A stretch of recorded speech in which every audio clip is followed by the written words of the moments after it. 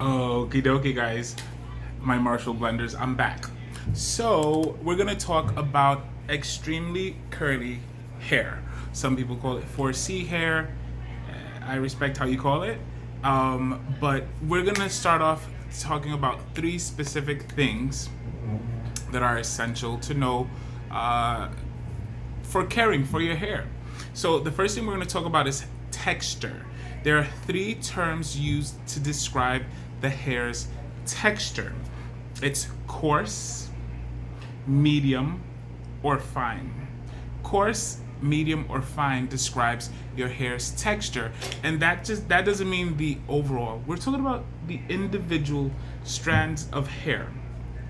How can you find out if your hair is coarse, medium, or fine? Is when you take one strand of hair and you put it in your finger and you do like that. Can you really feel it? If you really feel it, then it's thick hair. If you can feel it, kind of, it's medium. And if it's hardly felt, you have fine hair. And I think we're all smart enough to be able to recognize if the individual strand can be considered thick, can be considered coarse, can be considered medium, or can be considered fine. Now, the other word is density. Density. It's about how much or how many of those individual strands you have on your head. So if you have a lot of hair on your head, I'm not talking about the texture. I'm not talking about if it's coarse. I'm talking about how many strands you have, right? So if you have a lot, then your hair is considered high density because it has a lot of individual strands. If it's medium, and if you don't have a lot of hair on your head, it's considered low density. Low density. So let's talk about that a little bit. So it's possible that your hair texture is fine, but because you have so many hairs on your head, then the density is high. So you have fine hair but high density, and people may confuse it for I have thick hair. You actually have high density hair, but it's fine, or vice versa. How's about if you have coarse hair? Your hair is each individual hair is very thick, but you don't have a lot of it. You have low density hair, but it's coarse. You get it? So understand those different terms, okay? Texture, coarse, medium, fine. Density, how much hair you have. You can have low density, medium density, or high density. Now, moving on to something else, it's called porosity. The way I explain porosity is each individual strand of hair could have little holes or not have a lot of little holes. So if it has a lot of little holes, it's high porosity. If it doesn't have a lot of little holes, it has low porosity. And the reason I use the word holes or even like little cups, because if you have high porosity hair, that means moisture can go into those little holes in the hair, but the same way they go in, they can what? Come out. All right? Frizz, right? Frizzy hair. Low density hair, low porosity hair, that means it doesn't have a lot of holes, a lot of cups for the water to go into it. So it's a lot sleeker, it's a lot shinier, it's a lot, doesn't have a lot of holes for stuff to go into it. So knowing that, you analyze your own hair. And the way to check for porosity is you hold your hair strand and you take your fingers, right? And you run it down like that. If you can feel a lot of roughness, then chances are you have high porosity. If you don't feel a lot of roughness, then you may have medium porosity or low porosity. All right? All right, so now how's about taking care of the hair? The idea is this. Hair that is extremely curly, your scalp does produce oil. Okay, it does produce oil. But because the hair is curly, that oil would easier travel down a hair that is straight or wavy than it does a hair that is curly.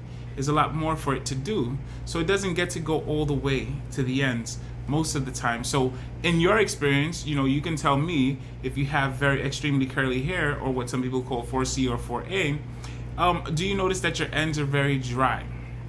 So this is my advice to you. Make sure that you keep your scalp clean.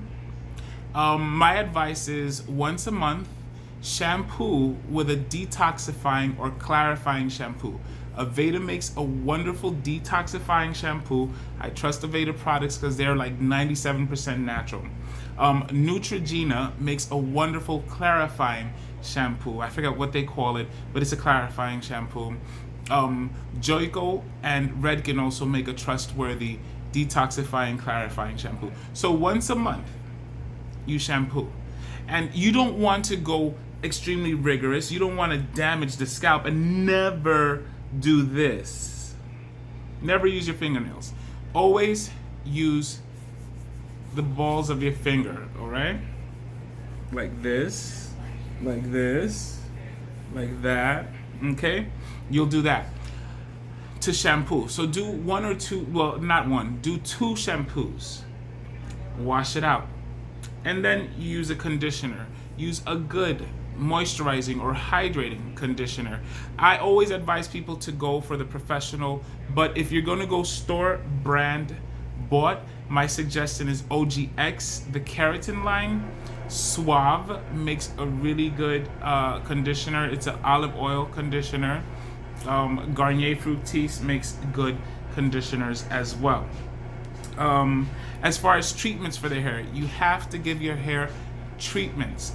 Moroccan oil makes a wonderful mask for hydration and one for moisture. Uberless has a product called Bond Amplifier. Bond Amplifier. It's wonderful for textured hair, extremely curly hair. Redken also has a line called Extreme, and they have a wonderful mask for protein. And Joico has a line called Moisture Recovery. They have a shampoo, a conditioner, and treatment. Those are wonderful. You can also try the Brazilian Bond Builder. Give that a go. The Brazilian Bond Builder shampoo, conditioner, and treatment. So my suggestion is you shampoo with a detoxifier once a month. You shampoo your scalp, right? Not roughly, enough to clean it. You do that once every 7 to 14 days. And you can, if you have to wash your hair more than that, then my suggestion is get a cleansing conditioner. Get a cleansing conditioner. Something like When. Some people say, oh my God, it's expensive, or other people say, oh, I've heard bad stuff about it. I can tell you something, it's a great product, and it works wonderful for people with natural textured curly hair. So I hope this was helpful. Also, when it comes to braids, if you do braids, not too tight, there are things you can use to give the appearance of tight without having it be tight. For example, Design Essentials has a wonderful edge control. You can use that. Let's say you want to do the stitch braids or whatever braiding you want to do. You can use that to give the appearance of having it be tight when it's actually just placed where you want it to be. And never leave products on your scalp more than 7 days. Never. Because you're suffocating your scalp. And if you suffocate your scalp, it can't grow. Hair can't really grow.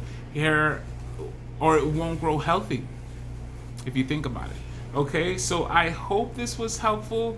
If you have any other questions, or if this was not enough, you can ask more questions, and I will honestly answer those questions to the best of my ability and my experience and my research. Okay, so I love you, my Marshall blenders. Thank you for spending time with me. Happy Thursday, and see you soon. All right.